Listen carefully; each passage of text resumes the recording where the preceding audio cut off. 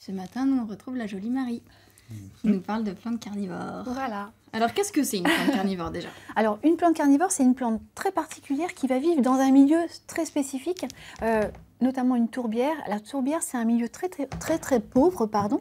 Et donc cette plante carnivore, pour améliorer un petit peu son quotidien, elle va mettre en place des systèmes de pièges pour justement capturer des petits insectes. Carnivore, ça veut dire qu'il mange de la viande. Donc l'insecte est une viande. D'accord, d'accord. Petite viande. C'était pour de faux, ça ne mangera pas votre doigt. Hein. C'est pas vrai ça, Laurent.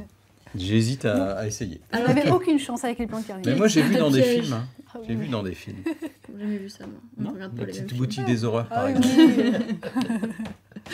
Marie, quel genre de piège elle va mettre en place Alors la en fait, plante carnivore? on a différents types de pièges. On a le piège passif. Le piège passif, c'est celui-ci. Alors, si on le regarde, je ne sais pas si vous le voyez, alors... Ah si, on voit l'entrée des... Voilà, on voit le tube. du piège. Donc cette plante, c'est la sarracena. Et donc, quand on dit piège passif, ça veut dire que l'insecte va être attiré par un liquide un petit peu sucré qui se trouve au fond du tube. Donc le tube ne fait rien. L'insecte va être attiré, il va se retrouver piégé parce que le long du tube, il y a plein de petits poils qui vont empêcher l'insecte de remonter. Il va s'épuiser. Mais une fois que l'insecte est dedans, qu'est-ce qu'elle en fait, la plante de l'insecte? Eh bien, en fait, elle va sécréter tout un tas de substances qui vont permettre la décomposition de l'insecte. Donc elle le tue en fait. Comment? Ah oui, tout à fait, elle le tue. Elle le tue. C'est ignoble, Marie. Laissons tout de suite cette séquence.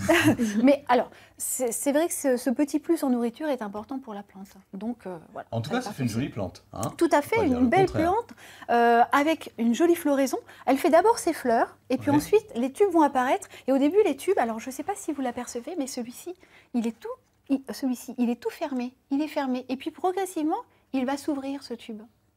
Voilà. Mais au début... Il ne reçoit personne alors quand il est fermé? Quand il est fermé, non, il ne reçoit encore personne. Voilà, après, il fabrique son piège. Voilà. Et là, les insectes vont un être insecte attirés. met combien de temps à être digéré dans le tube? Alors là, précisément, je pense que ça va dépendre peut-être des pièges, mais dans un tube, je pense qu'il peut rester quand même assez entier, quand même plusieurs jours. Ah oui, d'accord. Ouais. Ouais. C'est redoutable, c'est redoutable. En plus, c'est joli, ça sent le sucre, on ne se méfie pas. Là, ça, c'est la première catégorie de piège. Voilà, le piège passif.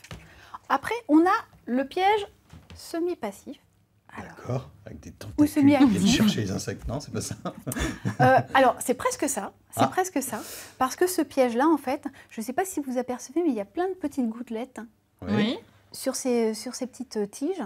Et en fait, l'insecte, il va se dire, chouette, une petite source d'eau pour me rafraîchir. Donc, il va venir s'approcher pour récupérer cette eau. Mais qu'il est naïf. Sauf que ce n'est pas de l'eau. On pourrait s'y méprendre, non? C'est vrai.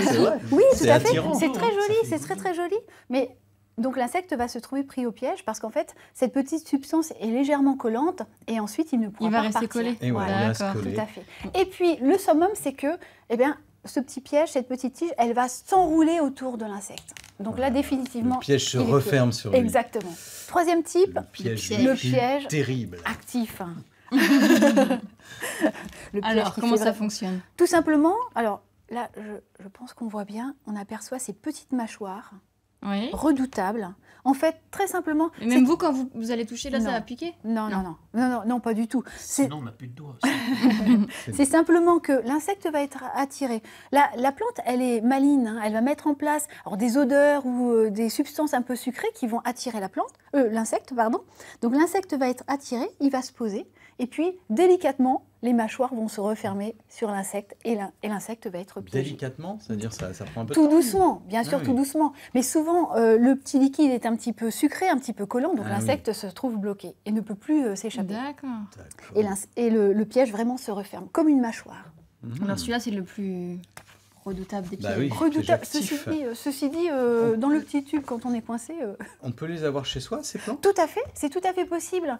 On les trouve très facilement en magasin. Et effectivement, alors, les plantes carnivores, elles ont besoin d'avoir les pieds dans l'eau. Là, elles n'ont pas les pieds dans l'eau, là? Non. Alors, celles-ci, je les ai empruntées à mes collègues des serres, parce que ces plantes carnivores, vous pouvez les retrouver dans les serres. Mais non, et pourtant, elles sont disposées vraiment dans des bacs et ont vraiment les pieds dans l'eau. Elles ont besoin de beaucoup d'eau, d'un substrat vraiment très humide. Donc, il ne faut pas hésiter à les arroser. Elles ont besoin aussi de lumière et de soleil. Et puis, contrairement à ce qu'on pense, les sarracenas, par exemple, sont très résistantes et elles peuvent passer l'hiver dehors.